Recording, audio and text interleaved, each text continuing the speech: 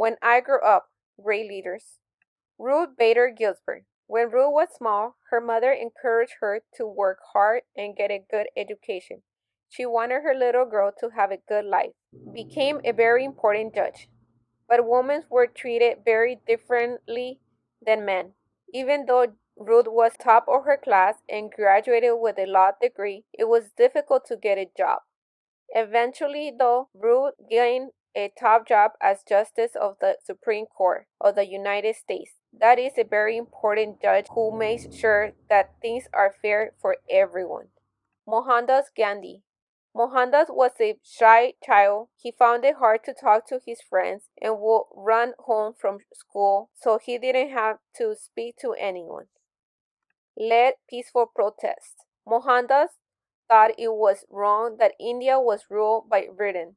Even though he was shy, he led events like marches where people could seek freedom for India without hurting others. He didn't like making speeches, but when he did, his words were always thoughtful. He changed history by helping to free India from Britain rules. Martin Luther King Jr. When Martin was a young boy, he and his father were told to go to the back of a shoe store because they were black. Martin's father thought this was unfair and they left the store. Wanted people to be treated fairly. Unlike white people, black people weren't allowed to sit at the front of the bus. So when Martin grew up, he organized a protest in Montgomery, Alabama, where a lot of people stopped using the buses until the rule was changed. Martin made a famous speech called I Have a Dream. It was about white and black people living together in peace as equal. His leadership led to fair treatment of black people. Rosemary Copt Anna. Rosemary grew up in a small village in Canada. When she was 8, she was taken from her home and sent to a school where she wasn't allowed to speak to her own Inuit language. Gave her people a voice. As an adult, Rosemary helped make television shows. Inuit people from her country could finally watch shows in their own language. Rosemary helped teach people about Inuit and tried hard to help them hold on to their way of life. She was given medals, including the Order of Canada, for her important work. Ellen Johnson Sirleaf. As a young girl, Ellen learned a speech to make at church, but when she got there, she forgot what to say. She decided she would never fail at the public speaking again. Became Africa's first woman president. When she grew up, she became president of Libya and made many inspiring speeches. After 14 years of war, she helped rebuild the country and made it a safe place. Ellen proved that women can lead and inspire change. In 2011, she won the Nobel Peace Prize, a special award given to people who work hard for world peace.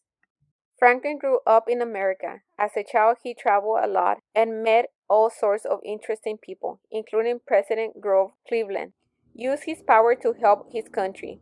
When he grew up, he became president himself. America was doing badly and many people couldn't find jobs. Franklin quickly took charge. He made plans and created lots of jobs to make people's lives easier. Franklin led Americans during World War II. He often went on the radio and gave messages of hope to help and comfort the American people when times were hard. Emmeline Pankhurst. When she was young, Emmeline read the newspaper to her father at breakfast time. She learned that women were not always treated the same as men. Fought for women's rights.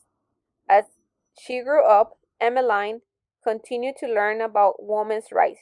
She became the leader of a British group called the Suffragists. They wanted women to have the rights to vote, just like men. Emmeline worked on a newspaper called Vote for Women. It gave women a voice. Without the actions of Emmeline and her suffragists, the vote may never have been given to women. Nelson Mandela. Nelson was the first person in his family to go to school. He had to borrow his father's pants because he had no suitable clothes. As he grew up, he saw how unfair things were for black people. Became the greatest leader of South Africa. As an adult, he went to prison for standing up for his beliefs that black people deserved the same right as white people. When he was finally released after 27 years, he was given a hero welcome. Nelson went on to become the first black president of South Africa. He had been through difficult times, but his courage helped give other black South Africans the same rights as white South Africans. What do you want to be when you grow up? How about a great leader? Turn the page of this book and be inspired by 8 incredible kids like you who work hard, follow their dreams, and became important